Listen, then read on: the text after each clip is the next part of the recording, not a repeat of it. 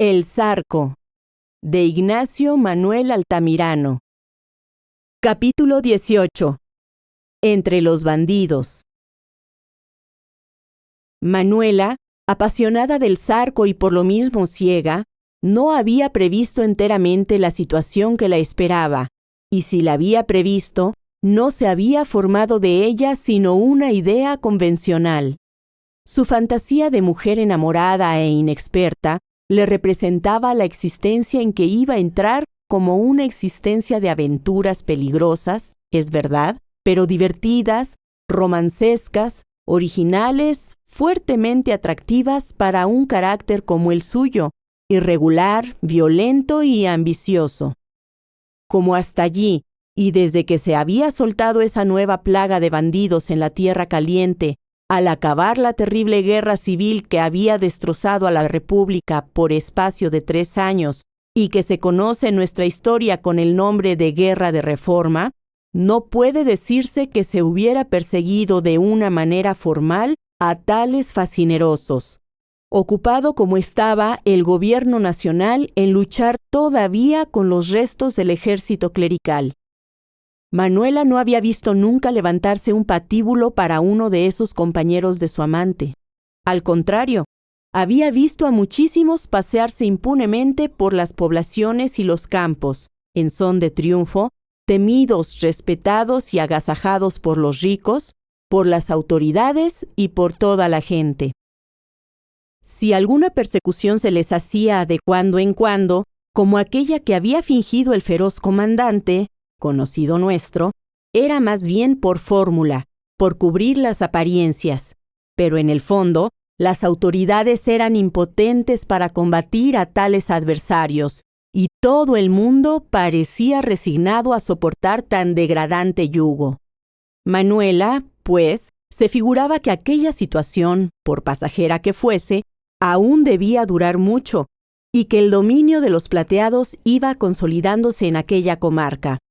Además, era ella muy joven para recordar las tremendas persecuciones y matanzas llevadas a cabo contra los bandidos de otras épocas por fuerzas organizadas por el gobierno del Estado de México y puestas a las órdenes de jefes enérgicos y terribles, como el célebre Oliveros. Aquello había pasado en tiempos ya remotos, a pesar de que no habían transcurrido desde tales sucesos ni 15 años. Por otra parte, las circunstancias eran diversas. En aquella época se trataba de perseguir a cuadrillas de salteadores vulgares, compuestas de 10, de 20, a lo sumo de 40 bandidos, que se dispersaban al menor ataque y cuyo recurso constante era la fuga. Se estaba en una paz relativa y podían las fuerzas organizadas de varios estados concurrir a las combinaciones para atacar a una partida numerosa. Las poblaciones y los hacendados ricos podían prestar sus auxilios. Las escoltas recorrían constantemente los caminos y hombres conocedores de todas las guaridas servían de guías o eran los perseguidores. Pero ahora era diferente. Ahora el gobierno federal se hallaba demasiado preocupado con la guerra que aún sostenían las huestes de Márquez, de Zuloaga, de Mejía y de otros caudillos clericales que aún reunían en torno suyo numerosos partidarios. La intervención extranjera era una amenaza que comenzaba a traducirse en hechos, precisamente en el tiempo en que se verificaban los sucesos que relatamos. Y como era natural, la nación toda se conmovía, esperando una invasión extranjera que iba a producir una guerra sangrienta y larguísima, que en efecto se desencadenó un año después y que no concluyó con el triunfo de la República, sino en 1867. Todas estas consideraciones no podían venir al espíritu de la joven con la lucidez con que se presentaba a los ojos de las personas sensatas, pero ella oía hablar a las personas serias que visitaban a doña Antonia, o ésta le transmitía los rumores que circulaban, y aunque vagamente, como las personas de la muchedumbre suelen resumir la situación pública, pero de un modo exacto, ella sacaba las consecuencias que le importaban para su vida futura. Por lo demás, el estado que guardaban las cosas en la Tierra Caliente era demasiado claro para que ella pudiera abrigar grandes temores por la vida del Zarco. Lo cierto era que los plateados dominaban en aquella comarca, que el gobierno federal no podía hacerles nada, que el gobierno del Estado de México, entonces desorganizado, y en el que los gobernadores, militares o no, se sucedían con frecuencia, tampoco podía establecer nada durable, que los hacendados ricos tenían que huir a México, o cerrar sus haciendas, o someterse a la dura condición de rendir tributo a los principales cabecillas, so pena de ver incendiados sus campos, destruidas sus fábricas y muertos sus ganados y sus dependientes. Lo cierto era que no se trataba ahora de combatir a cuadrillas de pocos y medrosos ladrones como aquellos a quienes se había perseguido en otro tiempo, sino a verdaderas legiones de 500, 1000 y 2000 hombres que podían reunirse en un momento, que tenían la mejor caballada y el mejor armamento del país, que conocían hasta en sus más recónditos vericuetos, que contaban en las haciendas, en las aldeas, en las poblaciones, con numerosos agentes y emisarios reclutados por el interés o por el miedo, pero que les servían fielmente, y por último, que aleccionados en la guerra que acababa de pasar y en la que muchos de ellos también habían servido tanto en un bando como en el otro, conocían lo bastante para presentar verdaderas batallas, en las que no pocas veces quedaron victoriosos. Así pues, Manuela, a quien el Zarco había también instruido en sus frecuentes entrevistas acerca de las ventajas con que contaban los bandidos, acababa por disipar sus dudas, sabiendo que su amante pertenecía a un ejército de hombres valerosos, resueltos y que contaban con todos los elementos para establecer en aquella desdichada tierra un dominio tan fuerte como duradero. De modo que, por una parte, con el impulso irresistible de su pasión, y por otra, convencida por todas las razones que le daban su amante y el temor de las personas que la habían rodeado, acabó por confiarse resueltamente en su destino, segura de que iba a ser tan feliz como en sus sueños malsanos lo había concebido. Pero, en resumen, Manuela, que no había hecho más que pensar en los plateados desde que amaba al Zarco, no conocía realmente la vida que llevaban esos bandidos, ni aún conocía personalmente de ellos más que a su amante. Los había visto varias veces en Cuernavaca desfilar ante sus ventanas formando escuadrones, pero la rapidez de ese desfile y la circunstancia de no haberse fijado con atención más que en el Zarco, que fue quien la cautivó desde entonces por su gallardía y su lujo, impidieron que pudiese distinguir a ningún otro de aquellos hombres. Después, retraída en Yautepec y encerrada justamente por el miedo que tenía doña Antonia de que fuese vista por aquellos facinerosos, Manuela no había vuelto a ver a ninguno de ellos, pues cuando habían solido entrar de día en la población, había tenido que esconderse, ya en el curato, ya en lo más oculto de las huertas, en donde la gente se preparaba a escondrijos en los que permanecían días enteros hasta que pasaba el peligro.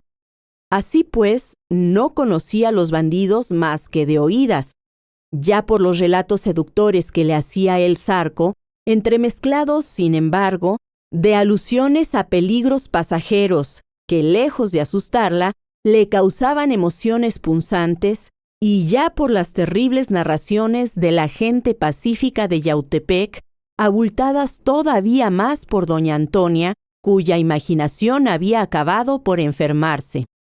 De estas noticias tan contradictorias, Manuela, con una parcialidad muy natural en quien amaba a un bandido, había formádose una idea siempre favorable para éste y ventajosa para ella.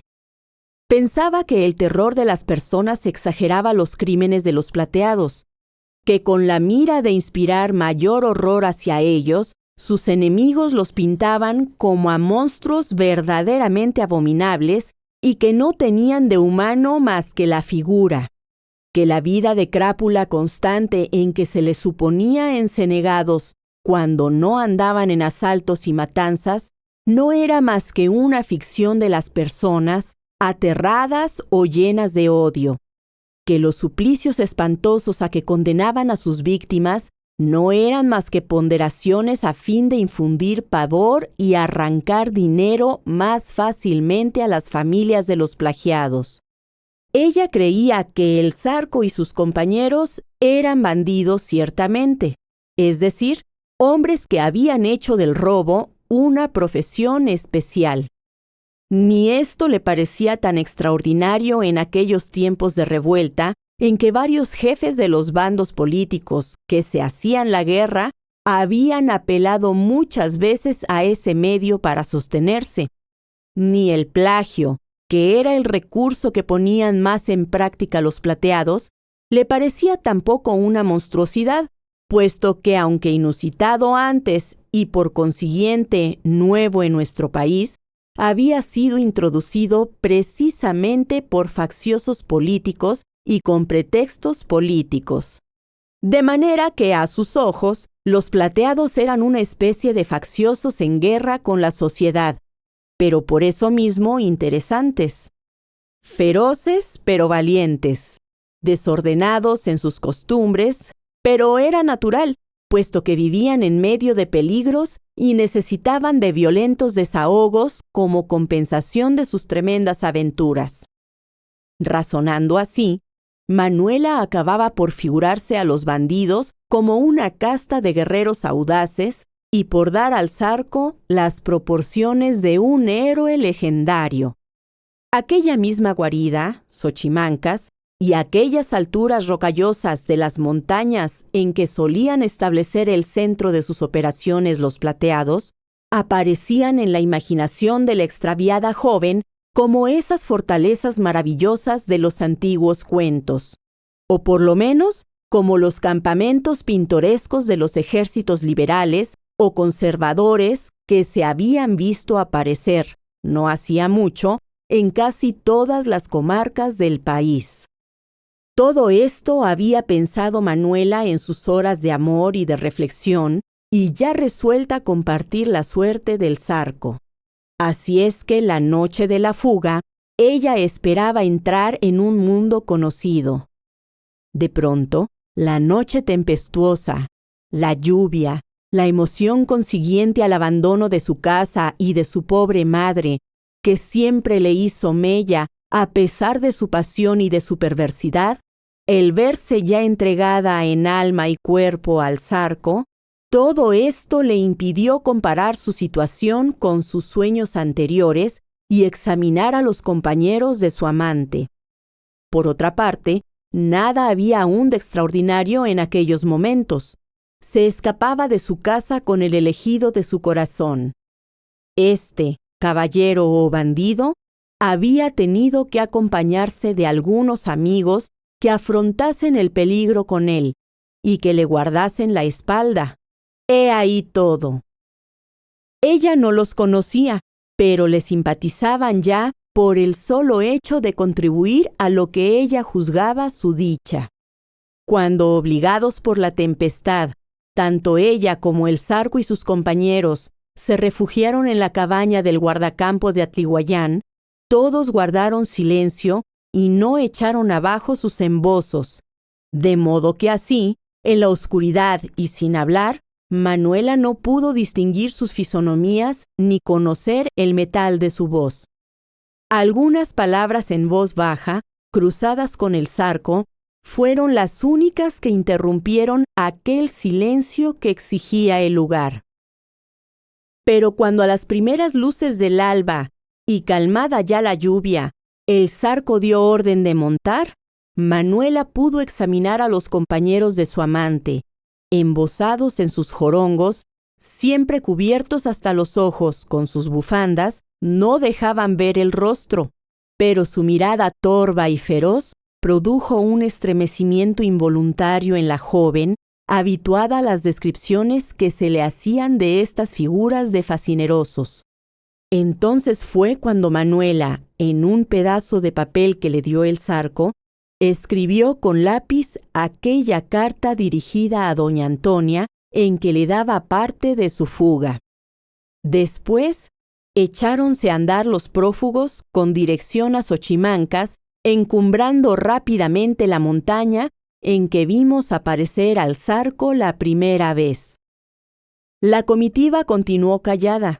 De cuando en cuando, Manuela, que iba delante con el Zarco, escuchaba ciertas risas ahogadas de los bandidos, volviéndose y guiñando el ojo de un modo malicioso que disgustó a la joven. Después, la cabalgata comenzó a entrar en un laberinto de veredas, unas serpenteando a través de pequeños valles encajados entre altas rocas y otras pasando por gargantas escabrosas y abruptas, apenas frecuentadas por bandidos y leñadores. Por fin, poco antes de mediodía, se divisaron por entre una abra formada por dos colinas montañosas las ruinas de Xochimancas, madriguera entonces de los Plateados. De una altura que dominaba aquella hacienda arruinada, se oyó un agudo silbido al que respondió otro lanzado por el Zarco, e inmediatamente un grupo de jinetes se desprendió de entre las ruinas y a todo galope se acercó a reconocer la cabalgata del Zarco, llevando cada uno de aquellos jinetes su mosquete preparado. El Zarco se adelantó y, rayando el caballo, habló con los del grupo, que se volvieron a toda brida a Xochimancas a dar parte. Pocos momentos después, el Zarco dijo a Manuela con tono amoroso: «Ya estamos en Xochimancas, mi vida. Ahí están todos los muchachos». En efecto, por entre las viejas y derruidas paredes de las casuchas del antiguo real, así como en los portales derrumbados y negruzcos de la casa de la hacienda, Manuela vio asomarse numerosas cabezas patibularias, todas cubiertas con sombreros plateados, pero no pocas con sombreros viejos de palma.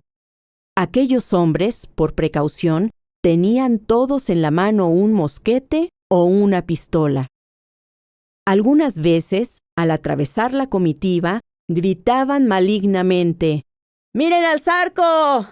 ¡Qué maldito! ¡Qué buena garra se trae! ¿Dónde te has encontrado ese buen trozo, Zarco de tal?», preguntaban otros riendo. «Esta es para mí no más», contestaba el Zarco en el mismo tono. «¿Para ti no más? Pues ya veremos», replicaban aquellos bandidos. «Adiós, güerita, es usted muy chula para un hombre solo. Si el Zarco tiene otras, ¿pa' qué quiere tantas?», gritaba un mulato horroroso que tenía la cara vendada. El Zarco, enfadado al fin, se volvió y dijo con ceño: «¿Se quieren callar, grandísimos?». Un coro de carcajadas le contestó. La comitiva apretó el paso con dirección a una capilla arruinada, que era el alojamiento del Zarco, y éste dijo a Manuela, inclinándose a ella y abrazándola por el talle: «No les hagas caso, son muy chanceros. Ya los verás qué buenos son». Pero Manuela se sentía profundamente contrariada. Vanidosa como era, y aunque sabiendo que se entregaba a un forajido, ella esperaba que este forajido, que ocupaba un puesto entre los suyos, semejante al que ocupa un general entre sus tropas, tuviese sus altos fueros y consideraciones. Creía que los capitanes de bandoleros eran alguna cosa tan temible que hacían temblar a los suyos con solo una mirada, o bien que eran tan amados que no veían en torno suyo más que frentes respetuosas y no escuchaban más que aclamaciones de entusiasmo. Y aquella recepción en el cuartel general de los Plateados la había dejado helada. Más aún, se había sentido herida en su orgullo de mujer, y puede decirse en su pudor de virgen, al oír aquellas exclamaciones burlonas, aquellas chanzonetas malignas con que la habían saludado al llegar, a ella, que por lo menos esperaba ser respetada yendo al lado de uno de los jefes de aquellos hombres. Porque en efecto, ella no podía olvidar tan pronto, por corrompida que se hallara moralmente y por cegada que estuviera por el amor y la codicia, que era una doncella, una hija de padres honrados, una joven que hacía poco estaba rodeada por el respeto y por la consideración de todos los vecinos de Yautepec. Jamás en su vida habían llegado a sus oídos expresiones tan cínicas como las que acababa de escuchar, ni las galanterías que suelen dirigirse a las jóvenes hermosas y que alguna vez se habían arrojado a su paso, tenían ese carácter de infame desvergüenza y de odiosa injuria que acababan de lanzarle al rostro en la presencia misma del que debía protegerla, de su amante. Sintió pues que el semblante se le encendía de cólera, pero cuando el zarco se volvió hacia ella, risueño, para decirle, «No les hagas caso», su amante le pareció no solamente tan cínico como sus compañeros, sino cobarde y despreciable.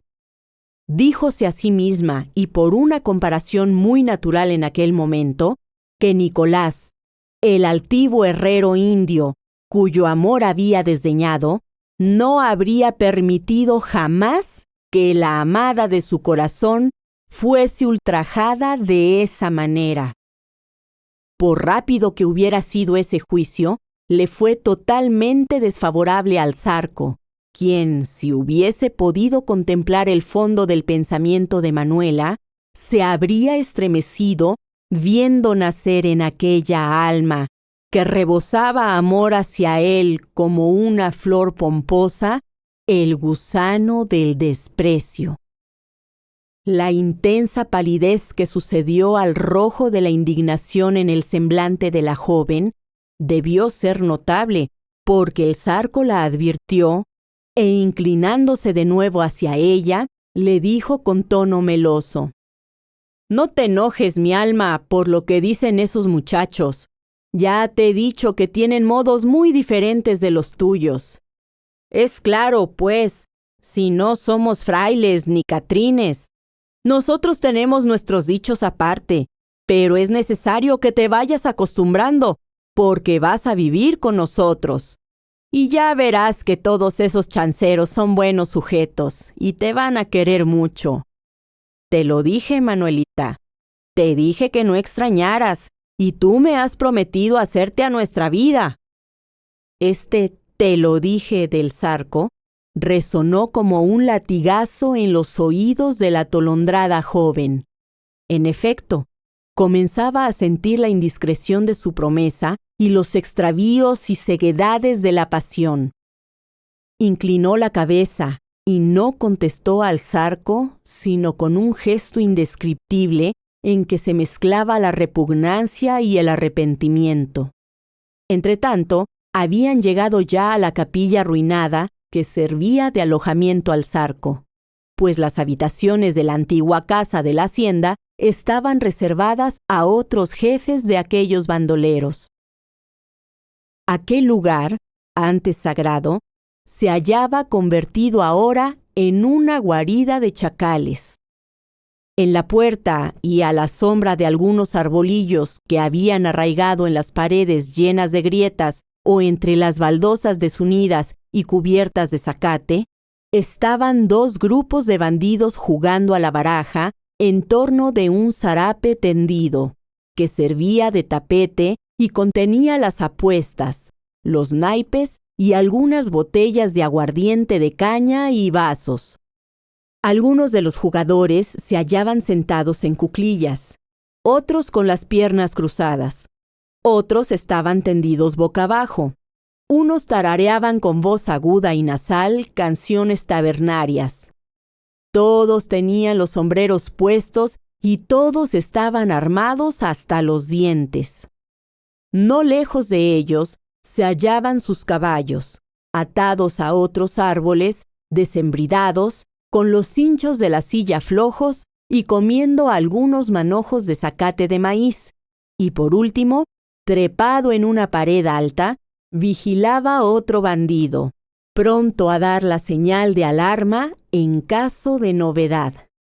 Así pues, aquellos malvados, aún seguros como se sentían en semejante época, no descuidaban ninguna de las precauciones para evitar ser sorprendidos, y sólo así se entregaban con tranquilidad a sus vicios o a la satisfacción de sus necesidades. Manuela abarcó de una sola mirada aquel espectáculo, y al contemplar aquellas fisonomías de patíbulo, aquellos trajes cuajados de plata, aquellas armas y aquellas precauciones, no pudo menos de estremecerse. ¿Quiénes son esos?, preguntó curiosa al Zarco. «Ah», contestó éste, «son mis mejores amigos, mis compañeros, los jefes Félix Palo Seco, Juan Linares, el Tigre, el Coyote, y ese güerito que se levanta es el principal, es Salomé». ¿Salomé Plasencia? El mismo. En efecto, era Salomé el capataz más famoso de aquellos malvados, una especie de fradiábolo de la tierra caliente, el flacucho y audaz bandolero que había logrado, merced a la situación que hemos descrito, establecer una especie de señorío feudal en toda la comarca y hacer inclinar ante su miserable persona las frentes más soberbias de los ricos propietarios del rumbo. Salomé se adelantó a recibir al Zarco y a su comitiva. «¿Qué hay, Zarco?», le dijo con voz aflautada y alargándole la mano. «¡Caramba!», añadió mirando a Manuela. «¡Qué bonita muchacha te has sacado!». Y luego, tocándose el sombrero y saludando a Manuela, le dijo: «Buenos días, güerita. Bien haya la madre que la parió tan linda». Los otros bandidos se habían levantado también y rodeaban a los recién llegados, saludándolos y dirigiendo requiebros a la joven. El Zarco se apeó riendo a carcajadas y fue a bajar a Manuela, que se hallaba aturdida y no acertaba a sonreír ni a responder a aquellos hombres. No estaba acostumbrada a semejante compañía y le era imposible imitar sus modales y su fraseología cínica y brutal. «Vamos, aquí hay refresco», dijo uno de los del grupo trayendo un vaso de aguardiente, de ese aguardiente de caña fuerte y mordente y desagradable que el vulgo llama chinguirito. «No», dijo el Zarco apartando el vaso, «esta niña no toma chinguirito, no está acostumbrada.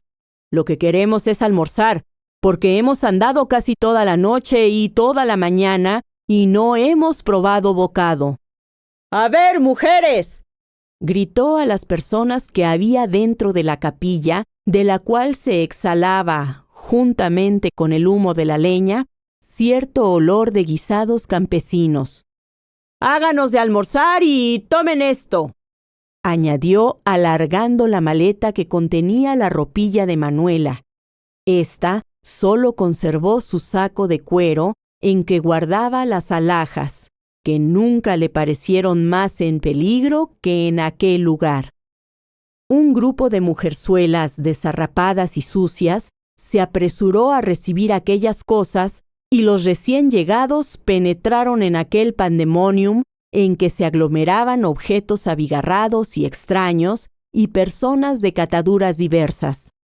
Por acá, y cerca de la puerta, estaba la cocina de humo, es decir, el fogón de leña en que se cocían las tortillas y junto al cual estaba la molendera con su metate y demás accesorios. Un poco más lejos estaba otro fogón, en el que se preparaban los guisados en ollas o en cazuelas negras. Del otro lado había sillas de montar puestas en palos atravesados, mecates en que se colgaba la ropa, es decir, calzoneras, chaquetas, zarapes, túnicos viejos de percal o de lana. En un rincón se revolcaba un enfermo de fiebre, con la cabeza envuelta en un pañolón desgarrado y sucio. Más allá, un grupo de mujeres desgreñadas remendaban ropa blanca o hacían vendas. Y al último, en el fondo de la capilla, junto al altar mayor, convertido en escombro y dividida de la nave por una cortina hecha de sábanas y de petates, se hallaba la alcoba del Zarco, que contenía un catre de campaña, colchones tirados en el suelo, algunos bancos de madera y algunos baúles de madera forrados de cuero. Tal era el mueblaje que iba a ofrecer aquel galán a la joven dama que acababa de arrebatar de su hogar tranquilo. Manuelita, le dijo conduciéndola a aquel rincón. Esto, como ves, está muy feo, pero por ahora hay que conformarse. Ya tendrás otra cosa mejor. Ahora voy a traerte de almorzar. La joven se sentó en uno de aquellos bancos y allí, cubierta con la cortina, sintiéndose a solas, dejó caer la cabeza entre las manos, desfallecida, abrumada, y oyendo las risotadas de los bandidos ebrios, sus blasfemias, las voces agudas de las mujeres, aspirando aquella atmósfera pesada, pestilente como la de una cárcel, no pudo menos que mesarse los cabellos desesperada, y derramando 2 lágrimas que abrazaron sus mejillas como 2 gotas de fuego, murmuró con voz enronquecida: «Jesús, lo que he ido a hacer».